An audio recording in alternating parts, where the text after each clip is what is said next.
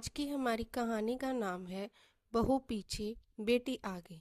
जैसा कि हम सब जानते हैं कि हर घर में हर एक माँ को लगता है कि उसकी बेटी हर काम में परफेक्ट है और उसकी बहू को तो कुछ आता ही नहीं। वैसी ही है हमारी आज की कहानी। चलो शुरू करते हैं आज की कहानी। ये कहानी शुरू होती है मुंबई शहर से। यहाँ शालू, अजय, राहुल और सुषमा जी एक साथ एक छोटे से घर में रहते थे।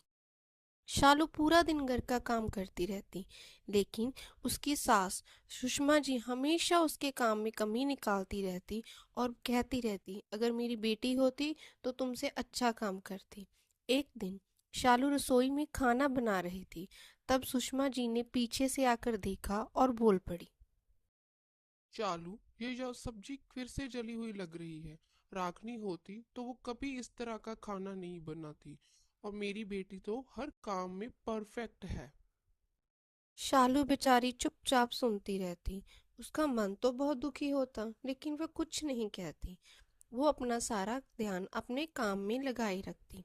फिर जब शालू घर की सफाई कर रही थी तब अरे ये कैसी सफाई की है शालू, घर में हर जगह गंदगी दिखाई दे रही है।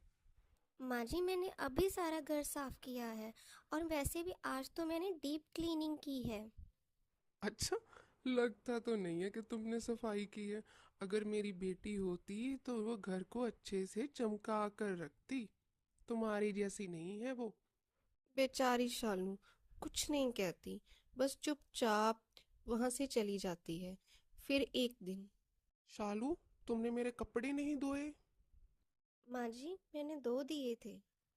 कितनी बार तुमसे कहा है मेरे कपड़े हाथ से धोया करो। तुम हो कि मेरी कोई बात सुनती ही नहीं। ये देखो मेरी साड़ी, ऐसा लग ही नहीं रहा कि ये धोई हुई है। तभी वहां अजय भी आ जाता है। वो अपनी माँ की हर बात सुन लेता है, लेकिन वो कुछ नहीं कहता। जब उसकी माँ चली जाती है तब वो शालू से कहता है। शालू, तुम माँ की किसी बात का बुरा मत मानो।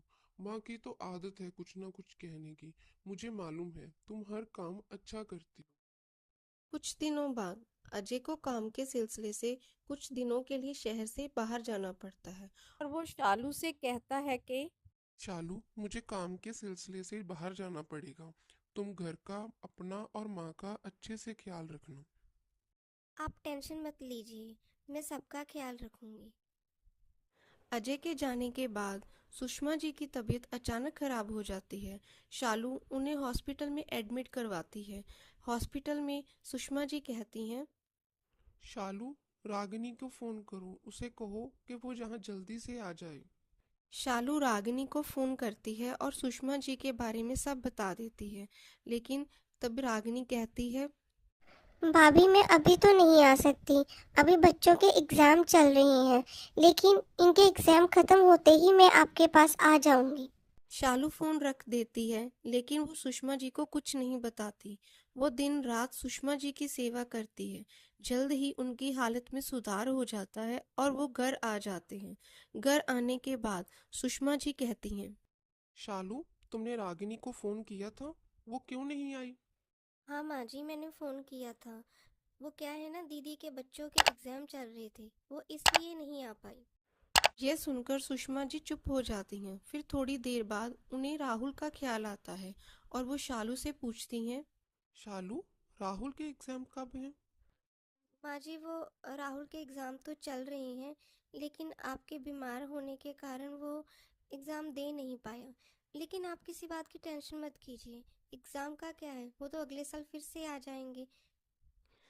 ये सुनकर सुषमा जी को धक्का लगता है और वो समझ जाती हैं कि शालू ने अपना फर्ज बखूबी निभाया है।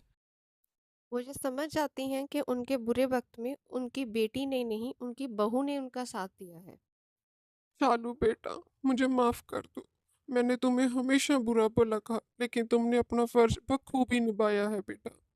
अरे माँ जी, आप माफ़ी मत मांगिए। आप मुझसे उम्र में बड़ी हैं और आपकी सेवा करना तो मेरा फ़र्ज है ना।